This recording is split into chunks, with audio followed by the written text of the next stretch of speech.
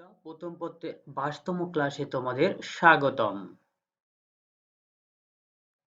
আমি মোহাম্মদ আনিসুর রহমান, প্রভাষক যুক্তিবিদ্যা, বালারহাট আদর্শ school and college, Naodanga, Phulbari, Kurigram. National curriculum and text book board অর্থাৎ এনসিটিবি কর্তৃক অনুমোদিত সিলেবাসের আলোকে রচিত যুক্তিবিদ্যা প্রথম পত্রের আজ হলো 22তম ক্লাস। আজকের অধ্যায় কি? যুক্তির উপাদান। অধ্যায় নম্বর 3। এই অধ্যায়ে মোট ক্লাস হবে 12টি। তৃতীয় অধ্যায়ের পাঠ পরিকল্পনা অর্থাৎ যে 12টি ক্লাস হবে তার শিরোনাম, জাস্ট রিমাইন্ডার। আমি প্রথম ক্লাসে তোমাদেরকে দেখিয়েছি, তাও জাস্ট রিমাইন্ডার। 1 নম্বর পদ ও বাক্য, এই ক্লাসটি হয়েছে আজ আমাদের দ্বিতীয় ক্লাস অর্থাৎ পদ ও শব্দ। 3 নম্বর পদের বাক্যার্থ ও যথার্থ। 4 পদের বাক্যার্থ ও যথার্থের বিপরীতমুখী হ্রাস বৃদ্ধির নিয়মের সীমাবদ্ধতা। 5 পদের প্রকারভেদ। 6 বাক্য ও যুক্তিবাক্য। 7 অবধারণ ও যুক্তিবাক্য। 8 যুক্তিবাক্যের গঠন। 9 বাক্যের শ্রেণীবিভাগ। 10 বাক্যকে যুক্তিবাক্যে রূপান্তর। 11 যুক্তিবাক্যে পদের ব্যাপ্তি।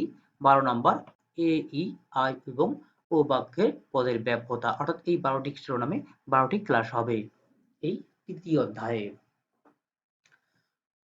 এই অধ্যায়ের প্রধান প্রধান শব্দসমূহ দেখিয়েছি, জাস্ট রিমাইন্ডার। তোমরা এগুলো অবশ্যই সংজ্ঞা, প্রাথমিক যে সংজ্ঞা রয়েছে সেই সংজ্ঞাগুলো মুখস্থ রাখবে।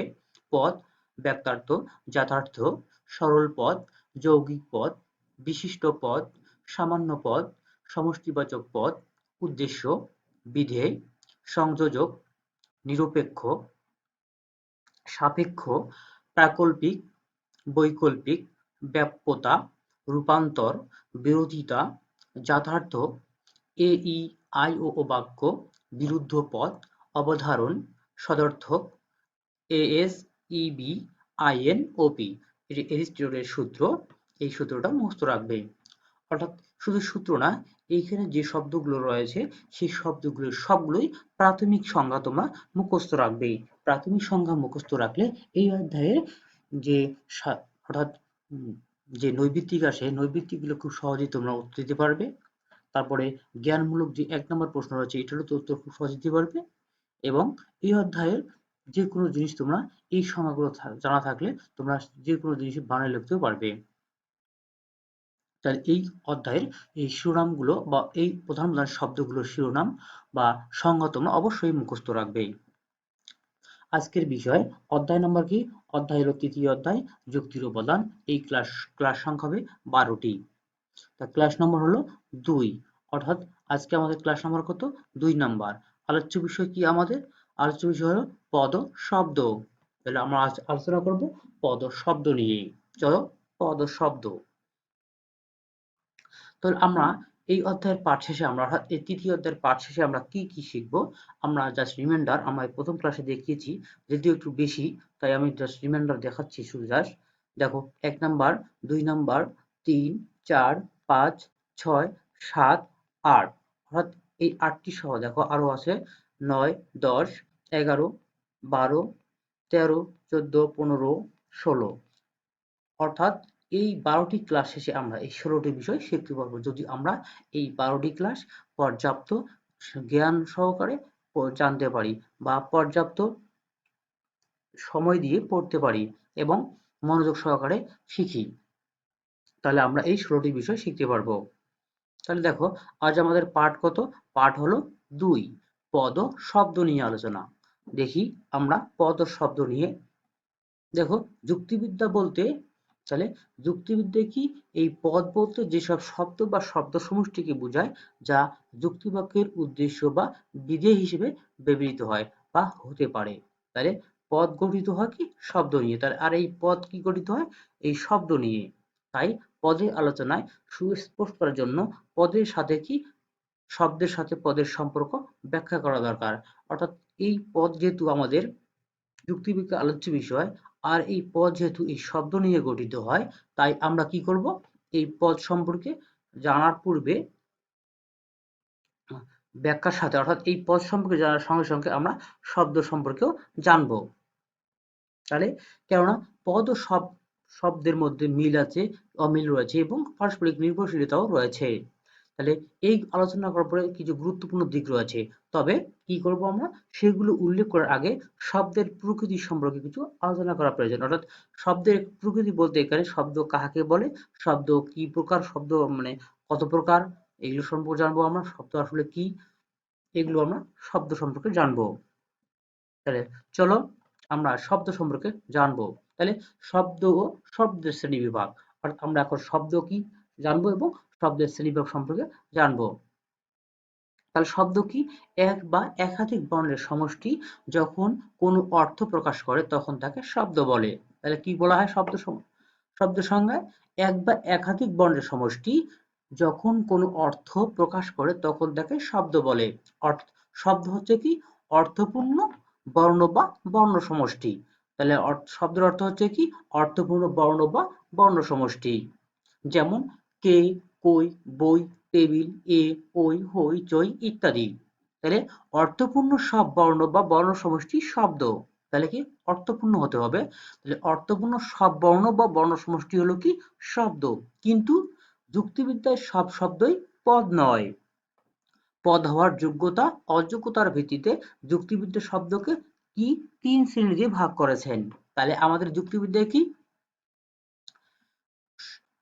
সব শব্দই পদ নয়।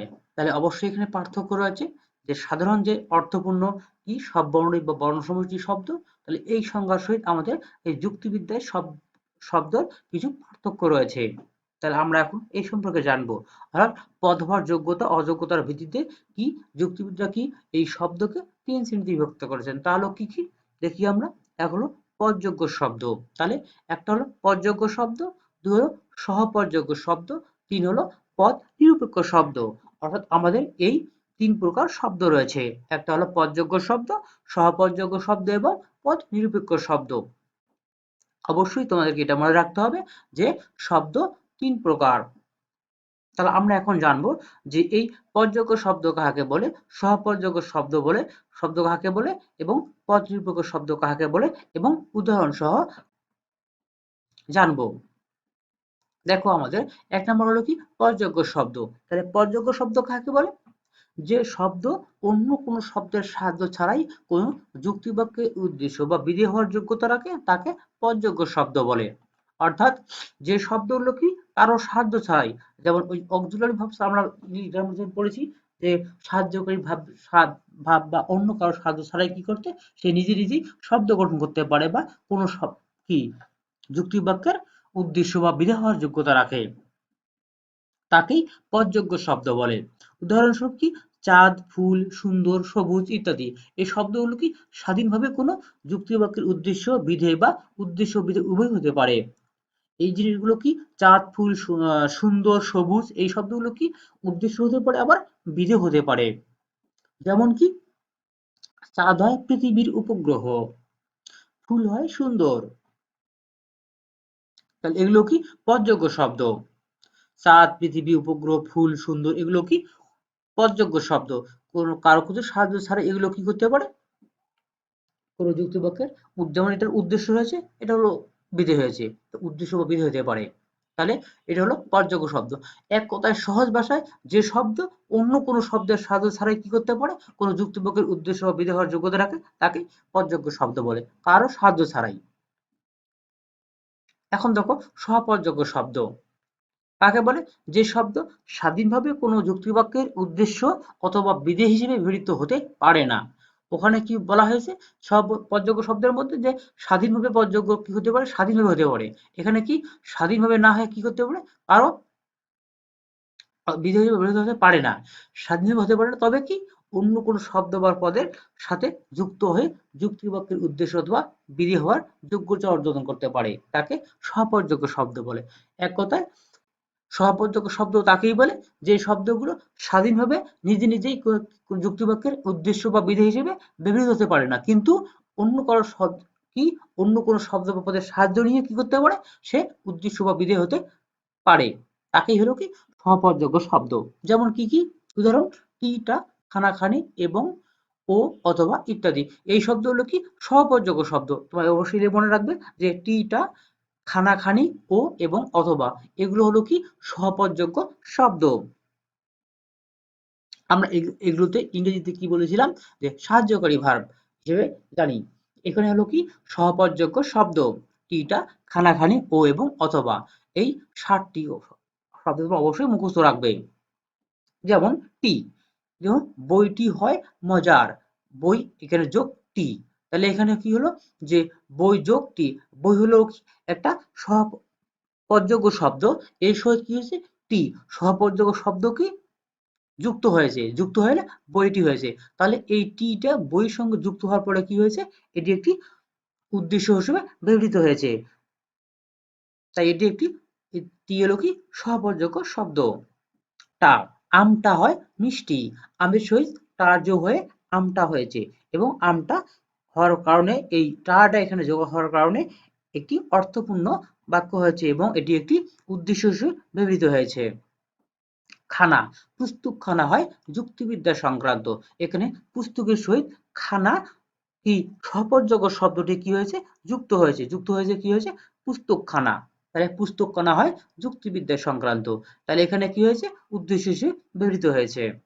খানি, জমি খানি হয় উর্বর, জমির সহিত খানি কথাটি, তাহলে কি খানি সহপদযোগ্য শব্দ কি যুক্ত হওয়ার ফলে কি হয়েছে জমি খানি হয় উর্বর, এখানে জমি খানি শব্দটি কি হয়েছে এখানে যুক্তি বাক্যের উদ্দেশ্য হিসেবে ব্যবহৃত হয়েছে।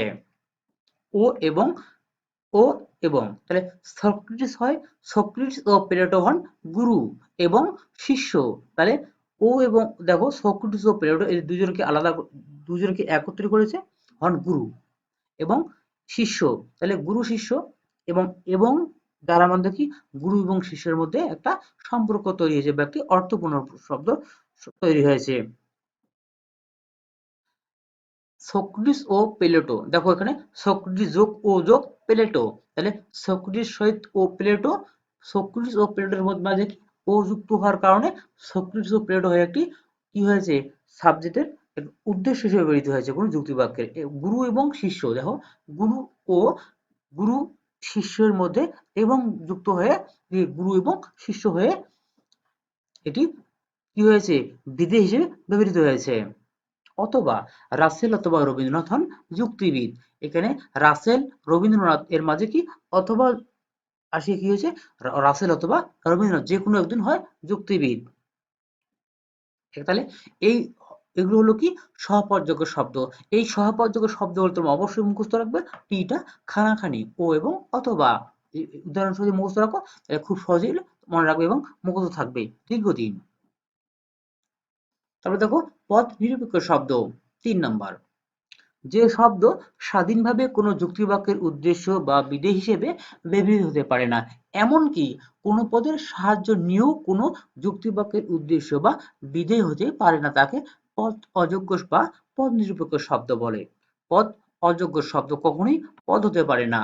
আমরা প্রথমটা দেখেছি কি যে স্বাধীনভাবে সে স্বাধীনভাবে কি করতে পারে যুক্তিবাক্যের উদ্দেশ্য বা বিধেয় ব্যবহৃত হতে পারে, এবং সহপদযোগ্য শব্দ কি বলেছি যে সে স্বাধীনভাবে যুক্তিবাক্যের কি উদ্দেশ্য বা বিধেয় হতে পারে না, কিন্তু অন্য কোনো পদে সাহায্য নিয়ে কি হতে পারে সে যুক্তিবাক্যের উদ্দেশ্য বা বিধেয় হিসেবে ব্যবহৃত হতে পারে।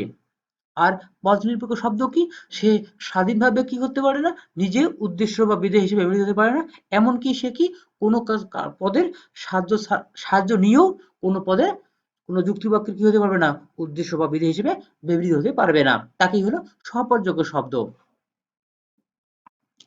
তাহলে দেখো উদাহরণ দেখো যাও খাও ছি ছি আহা ওহো মরি মরি ওগো ওহে হায় হায় ইত্যাদি, এই শব্দগুলো কখনো কি কোনোভাবে পদ হওয়ার যোগ্যতা রাখে না, বিশেষ করে যুক্তি বাক্যে, তাহলে যুক্তি বাক্যে এই শব্দগুলো কখনো কি হতে পারবে না পদ হতে পারবে না। এই শব্দগুলো কি পদ নিরপেক্ষ শব্দ, এগুলো কারো সাহায্য নিয়েও পদ হতে পারবে না এবং সে স্বাধীনভাবে পদ হতে পারবে না, তাহলে অবশ্যই এটা মুখস্থ রাখবে যে পদ নিরপেক্ষ শব্দ কি কি, যাও খাও ছি ছি আহা ওহো মরি মরি ওগো ওহে হায় হায় ইত্যাদি, এই শব্দগুলো মুখস্থ রাখবে তোমরা। তাহলে এক এক কথায় যে এই যে 3 প্রকার যে পদ রয়েছে বা শব্দ রয়েছে, এই শব্দগুলো একটা হলো কি কারো সাহায্য ছাড়াই উদ্দেশ্য বা বিধেয় হতে পারে, একটা হলো সে স্বাধীনভাবে নিজে হতে পারে না কিন্তু কারো সাহায্য নিয়ে হতে পারে, আর একটা হলো কি সে স্বাধীনভাবে হতে পারবে না এবং কারো সাহায্য নিয়েও হতে পারবে না। ৩ প্রকার। দেখো নিচের ছকের মাধ্যমে শব্দের প্রকারভেদ দেখানো হলো। দেখো একটি ছকটা দেখলে তোমরা একটু বুঝতে পারবে। দেখো শব্দ এখানে হলো পদযোগ্য শব্দ এবং সহপদযোগ্য শব্দ। এখানে হলো কি পদ নিরপেক্ষ শব্দ। তাহলে দেখো উপরের ৩ প্রকার শব্দের মধ্যে কেবলমাত্র পদযোগ্য শব্দই স্বাধীনভাবে কোনো যুক্তিবাক্যের উদ্দেশ্য অথবা বিধেয় হিসেবে ব্যবহৃত হওয়ার যোগ্যতা রাখে। নিচের ছকের মাধ্যমে এটা দেখানো হলো। দেখো এখানে দেখো শব্দের শ্রেণী, দেখো পদযোগ্য শব্দ পদ হওয়ার যোগ্যতা রাখে। টিক চিহ্ন দেওয়া হয়েছে এখানে কি পদ হওয়ার যোগ্যতা রাখে। পদ হওয়ার যোগ্যতা রাখে না, ক্রস সে যোগ্যতা রাখে না। সাহায্য লাগে এর কোনো, দেখো এর পদযোগ্য শব্দ আমরা পড়েছি কি যে সে স্বাধীনভাবে কারো সাহায্য ছাড়াই, তাহলে কি সাহায্য এর লাগে না, ক্রস সাহায্য লাগে না। তাহলে সহপদযোগ্য শব্দ, সহপদযোগ্য শব্দ কি পদ হওয়ার যোগ্যতা রাখে। দেখো এর টিক চিহ্ন রয়েছে, সেই পদযোগ্য হওয়ার যোগ্যতা রাখে, কিন্তু পদ হওয়ার যোগ্যতা রাখে না, ক্রস সে যোগ্যতা রাখে। সাহায্য লাগে, তার মানে কি এর সাহায্য লাগে, দেখো টিক চিহ্ন রয়েছে। তার মানে কি সহপদযোগ্য শব্দ কারো সাহায্য ছাড়া সে পদ হতে পারে না, তাই এর সাহায্য লাগে। দেখো পদ নিরপেক্ষ শব্দ, দেখো কি এটা ক্রস চিহ্ন, সে পদ হওয়ার যোগ্যতা রাখে। কি রাখে, রাখে বলতে কি সে ক্রস রাখে, ক্রস রাখে না, পদযোগ্য হওয়া রাখে না, টিক চিহ্ন, সে কি পদযোগ্য পদ হওয়ার যোগ্যতা সে রাখে না। সাহায্য লাগে, সাহায্য নিয়েও পদ হয় না। তাহলে কি পদ নির্ভর শব্দ সাহায্য নেওয়ার পরও সে কোনো যুক্তিবাক্যের কি হতে পারে না, পদ হতে পারে না। এই সবটা তোমরা একটু মনে রাখবে। তাহলে তোমরা সব মনে রাখতে পারবে কি যে কোনটি সাহায্য লাগে আর কোনটি সাহায্য লাগে না, এবং কোনটি সাহায্য ছাড়াই সে নিজে নিজে স্বাধীনভাবে পদ শব্দ হতে পারে বা কোনো যুক্তিবাক্যের পদ হতে পারে।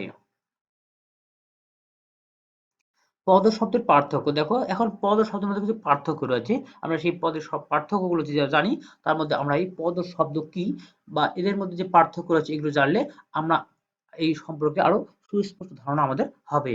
দেখো পদ ও শব্দের মধ্যে কিছু কিছু কিছু সাদৃশ্য পরিলক্ষিত হলেও এদের মধ্যে বেশ কিছু দৃষ্টিকোণ থেকে বৈসাদৃশ্য ও পার্থক্য বিদ্যমান। নিচে এসব পার্থক্য সংক্ষেপে তুলে ধরা হলো। দেখো সংজ্ঞার দিক থেকে যে কোনো অর্থপূর্ণ বর্ণ বা বর্ণ সমষ্টিকে শব্দ বলে। পক্ষান্তরে যে শব্দ বা শব্দ সমষ্টি স্বাধীনভাবে কোনো যুক্তিবাক্যের উদ্দেশ্য অথবা বিধেয় হিসেবে ব্যবহৃত হতে পারে তাকে পদ বলে। অর্থপূর্ণ শব্দ সমষ্টি কি পদ বলে। এবার স্বাধীনভাবে হতে হবে। দেখো পক্ষান্তরে কি হতে হবে, যে শব্দ সমষ্টি স্বাধীনভাবে কোনো যুক্তিপূর্ণ উদ্দেশ্য বা বিধেয় হিসেবে ব্যবহৃত তাকে পদ বলে। পার্থক্য রয়েছে গঠন গঠনগত দিক থেকে। কেবলমাত্র বর্ণ বা বর্ণ সমষ্টি দ্বারাই শব্দ গঠিত হয়, অন্যদিকে পদ গঠিত হয় শব্দ বা শব্দ সমষ্টি দ্বারা। তাহলে কেবলমাত্র কি বর্ণ বা বর্ণ সমষ্টি দ্বারাই কি শব্দ গঠিত হয়, অন্যদিকে পদ গঠিত হয় কি দিয়ে, শব্দ বা শব্দ সমষ্টি। দেখো তাহলে এর পার্থক্য রয়েছে অবশ্যই। বর্ণ দিয়ে কি শব্দ গঠিত হয় আর শব্দ দিয়ে পদ গঠিত হয়, এটা বলে রাখবো গঠনগত দিক থেকে। ৩ নম্বর দেখো অর্থের সুনির্দিষ্টতার দিক থেকে। কোন যুক্তিবাক্যে ব্যবহৃত পদের অর্থ সুনির্দিষ্ট। তাহলে কি কোন যুক্তিবাক্যে ব্যবহৃত পদের অর্থ কি হয়, সুনির্দিষ্ট, কিন্তু শব্দের অর্থ বিভিন্ন ধরনের হতে পারে। ৪ নম্বর দেখো বিশেষ অর্থের দিক থেকে।